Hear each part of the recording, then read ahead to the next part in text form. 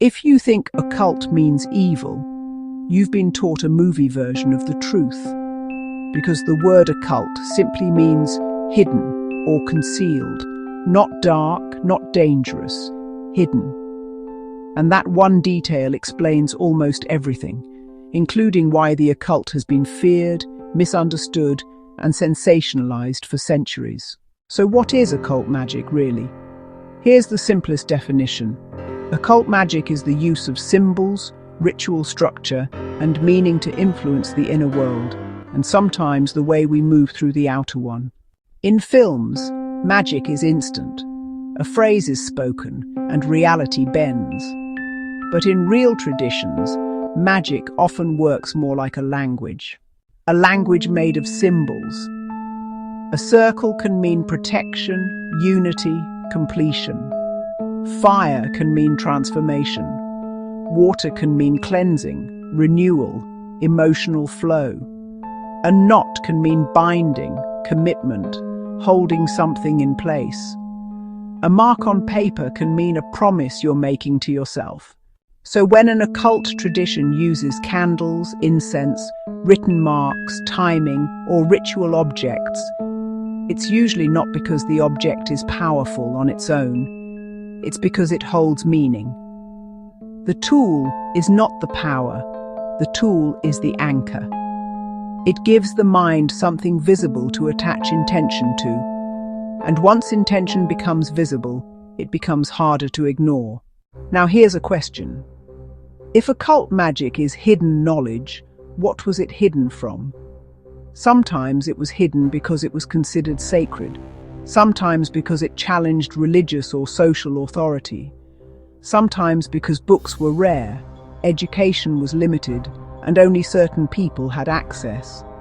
And sometimes it was hidden because secrecy creates protection. If you practice privately, you avoid scrutiny, you avoid ridicule, you avoid being misunderstood. But secrecy is also what created modern fear around the occult. When knowledge is hidden, people fill the gaps with stories. And those stories usually become darker than the truth. Now, people often mix up two streams, folk practice and ceremonial systems. Folk traditions are usually practical, local, and rooted in daily life.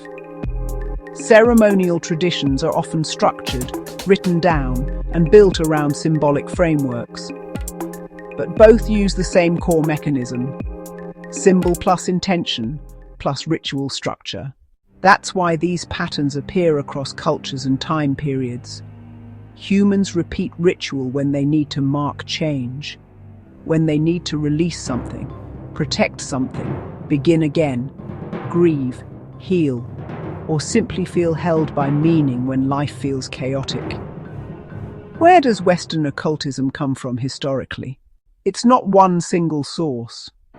It's a weave of ancient philosophy, religious symbolism, astrology, alchemy, sacred geometry, mysticism, later ceremonial traditions, and quiet folk customs. Alchemy is a perfect example. Most people think alchemy was only about turning metal into gold. But in many traditions, alchemy was also a symbolic map of inner transformation. The gold was the refined self. The process was discipline, insight, and change. The same can be said for astrology and sacred geometry. To modern eyes, these can look like superstition, but historically, they were often treated as pattern language, a way to place human experience inside a larger symbolic universe. So is occult magic good or bad? That's the wrong frame. Occult traditions contain a wide spectrum, from protection and purification rituals to deep symbolic meditation and spiritual development. Yes, some traditions use darker imagery, but imagery is not the same as intent. A candle in a dark room can be horror, or it can be prayer, or it can be reflection, or it can simply be a boundary you're setting with yourself. So how do people use occult ideas today? Many people use them as symbolic frameworks. They light a candle to mark a transition. They write a symbol to represent a decision. They use ritual to create closure when life doesn't provide it naturally. Others study the occult academically.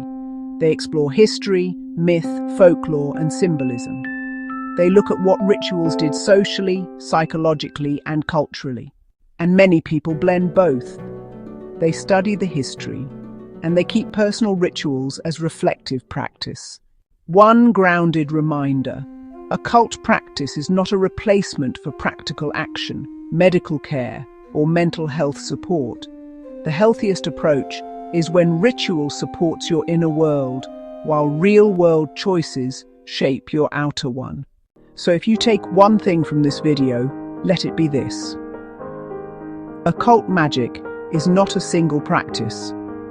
It is a broad world of symbolic traditions. At its heart, it's about meaning, about intention, about using symbols and ritual structure to make the invisible feel visible. If you enjoy calm explanations of mystic rituals, occult traditions, witchcraft symbolism, sacred symbols, runes, and mythology, subscribe to Mystic Rituals Explained and ring the bell for more.